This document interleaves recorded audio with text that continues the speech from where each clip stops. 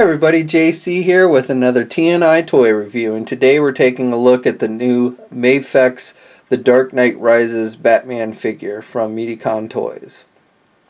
Now this is an import figure. If you're not familiar with the MAFEX line, these figures stand between 6 and 7 inches tall.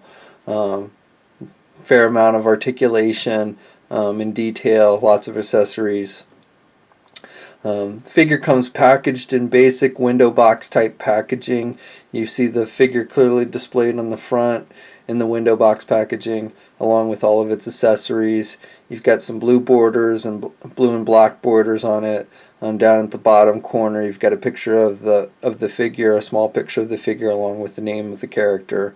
And then up at the top, you've got the Dark Knight Rises logo, as well as the MAFEX name. And then this is number 2 in the MAFEX series. Now on the side, you've got a full-on picture of the figure, and then on the other side, another smaller picture of the figure, along with the Dark Knight Rises and MAFEX logos. And then finally on the back, you've got some pictures of the figure in various poses, along with showing off its various accessories. So let's get the figure open and take a look at what's inside. Okay, so here's a look at the figure outside of the packaging. Again, as I mentioned before, if you're not familiar with this line, these figures stand between 6 and 7 inches tall. Batman here, actually, including his ears, stands just under 7 inches. You can see there's a lot of nice detailing in the armor of the bat suit. This is obviously the bat suit that he wears in the Dark Knight Rises movie. You've got some nice texturing on the armor plating. You've got the bat logo sculpted on there. On this mask, you can see the indentations of the mask, which is nice.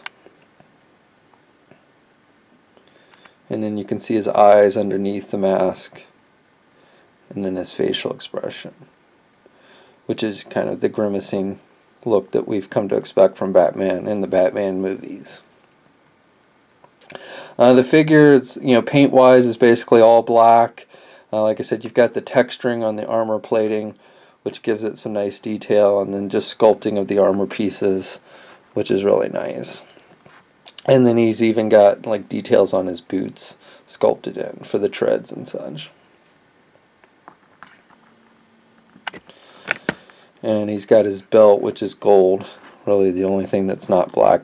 That and his face that you can see in the mask.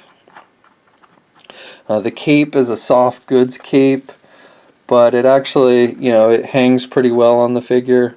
It's not removable or anything. It's kind of sewed in on the shoulders, so that's nice. Okay, and so for accessories, this figure actually comes with a fair number of accessories. He comes with a figure stand, which I believe is standard with all the MAFEX figures. It has a couple points of articulation on the stand, so you can put it in different poses.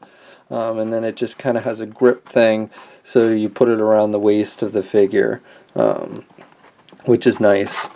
And then he comes with his EMP gun, which has some nice sculpting detail. It's all black like the figure itself, but there's some nice sculpting details on it. And then actually it also has what looks like some little clear pieces of plastic inside of the barrel to kind of give it that EMP pulse effect look when you get it in the right light. I don't know how well you can see it on the camera, but it's kind of cool as an added effect. Then he comes with his grappling gun. Does have some nice paint detailing on it. It's golds and blacks with some silver at the top, which looks pretty good. And then he comes with 5 pairs of hands. He comes with 2 pairs of open hands and 2 pairs of fisted hands. The open hands are, the right hand is made so he can grip his grappling gun or the rifle. And then he comes with the other open hand for the left hand is basically just open so he can kind of like hold the rifle, the EMP rifle, in the two-handed pose and such. And then he comes with a 5th right hand, which is just completely open, doesn't really hold any weapons or anything. It's just completely open, I guess, to kind of just give him, instead of a fisted, it's open. So he comes with, again, 5 interchangeable hands in all, which is pretty nice. Now the hands themselves, they just fit on a little peg, which is on a ball joint. So they're pretty easy to pop on and off. Getting them off is real easy. Now putting them on, because this peg is on a ball joint, it'll move around a lot when you're trying to push it on, so you kind of have to be careful and aim it on just correctly and then push, but it's not difficult. So for articulation, this figure's got a good amount of articulation. Now one thing I want to note, and probably the biggest downside to this figure, is every joint for the most part is attached with a ball joint. So basically what that means is they pop off real easy.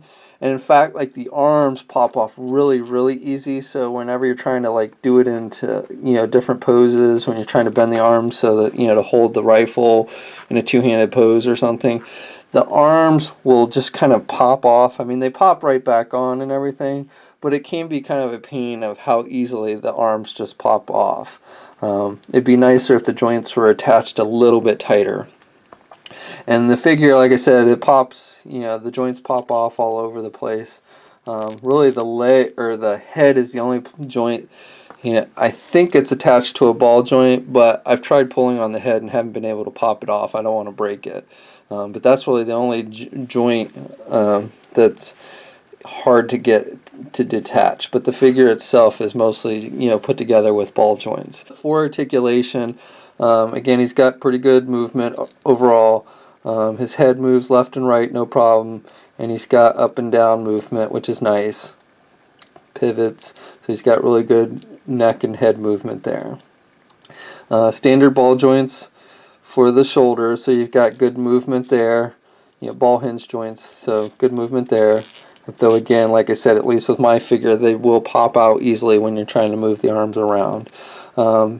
He's got double jointed elbows, but is the way the armor, he's got good bend overall, but there is a little bit of restriction with the joint because of the way the armor is sculpted. But still, overall, you can see he bends the elbow pretty good.